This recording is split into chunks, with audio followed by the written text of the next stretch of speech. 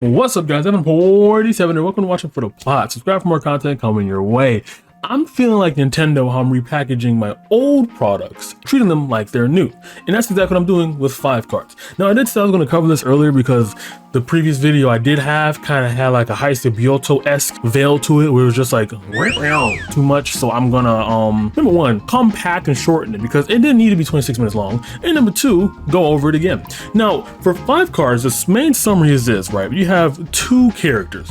One is supposed to be the massive, obvious villain. The other is a guy who has the same goals as the villain, except with a little bit less exploitation. And these 2 guys are named Onikuma and Daina. You know, Onikuma, what he is doing, why he's the super obvious dumb villain, is that he's using his power as a principal to take advantage of a group of high schoolers, essentially, have them basically revolving door into a sex trafficking ring while selling their news for profit on the internet. While you got on the flip side, Daina, not so much a flip side, he just wants to have sex with all of them. That's his main goal. And the main reason why he is the antithesis of Onikuma is because he wants to have sex with him for himself. And Onikuma wants to exploit with them and also have sex. It's just a thing. Let's get started, shall we? It starts off with us setting the groundwork of Daina and how much of a lecherous fool he is, essentially. And we have multiple moments where like they're breaking the 4th wall and saying, what am I supposed to do here? Oh yeah, I'm supposed to be saving the girls. I forgot about that. Ha ha ha. Like he's constantly forgetting while on the hunt for the said girls that he's supposed to be looking for because he's a teacher there, you know what I mean? And the very first episode, him and his assistant Mayu were suspicious of Onikuma right off the bat, like very first episode. Like they're like, I've noticed that Fumiko has gone missing and Onikuma has been acting strange around all the girls lately. Don't you think that's odd? And then Diana's like, nah, whatever. What are you crazy? And then Mayu actually provides evidence. Diana's like, what? No way. We should do something about this. Mayu's like, you know what? On second thought, hold up. Maybe we should be together, you know, because we're bonding now.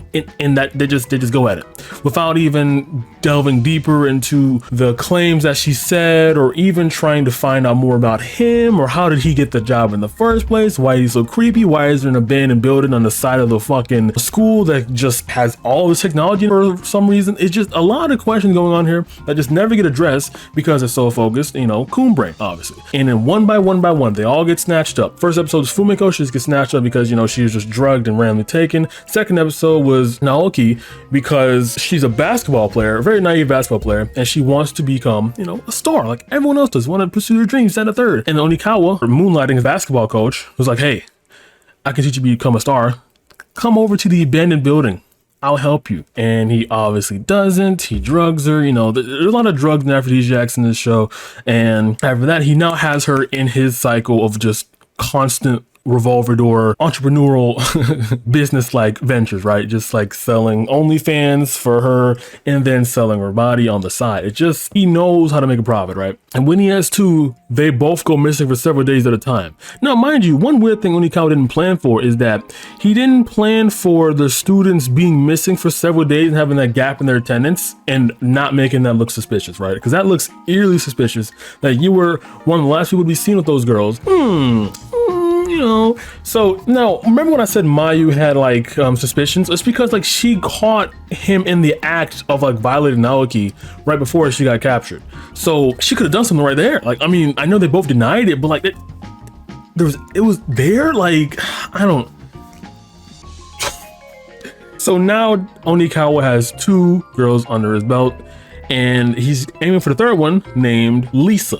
Now, Lisa is someone who's actually obsessively in love with Daina from the start. She's basically a hipster of this entire series because they all fell in love with him at the end, while at the beginning, Lisa wanted him. Like, she was so in love with him that she coomed all over lunch that she made for him and then gave him that lunch and watched him eat the lunch that she coomed all over. It's very unsanitary to say the least, kind of disgusting, you know, very gross. Of course, given that Diana's a fucking perv, obviously, will never deny any advances given to him. He was about to bed Lisa, and then when Mayu ran in and said, hey, Naoki's missing, he dipped and left Lisa hanging there, basically in the nude, essentially in the office. And then while he was looking for Mayu, Lisa got swooped up by Naoki, who was captured by Onikuma earlier. And then now Lisa got recruited, and now Onikawa has 3 girls, and the revolving cycle door continues. And the same thing happens with Mayu as well, actually, right?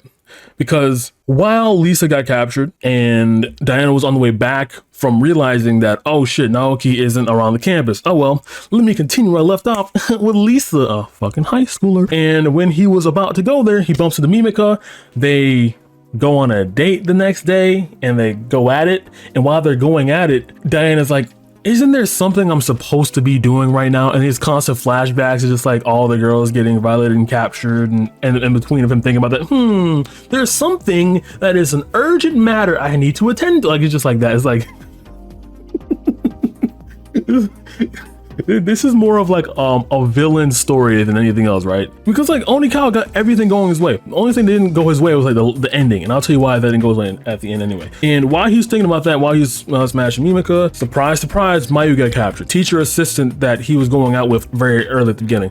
I know this is very confusing. I know it's kind of hard to keep track of all this bullshit, but trust me, it's hard for me too, okay? At this point, he has captured all the girls at Mimika, and then after Diana has smashed through all of the girls himself, he tries to save Mayu, and then surprise, surprise, of course, given that there's drugs going on, Onikuma had this like mysterious aphrodisiac from like India or some shit, and then he was trying to put it inside of Mayu's mouth to make her more, you know, and instead of that happening, Mayu, obviously grown-ass woman, kicks his ass to the ground. He swallows his own aphrodisiac, and then they just go at it for about like a couple hours, and all of a sudden it snaps inside of her, and then they're in a hospital bed, and that's how the series ends. And the funny punchline about that, right, and the whole reason why it ended like that, and why Onikuma snapped and had a heart attack off the drug aphrodisiac, that it made his heart pump way too much blood into his penis that was stuck inside of vagina, was because way in the beginning of episode 1, right before Mayu and Diana were about to bed, she basically said like the reason why she had a bad experience in middle school and why it tarnished her like entire sex life from there on out, and why she's so hesitant this and the third,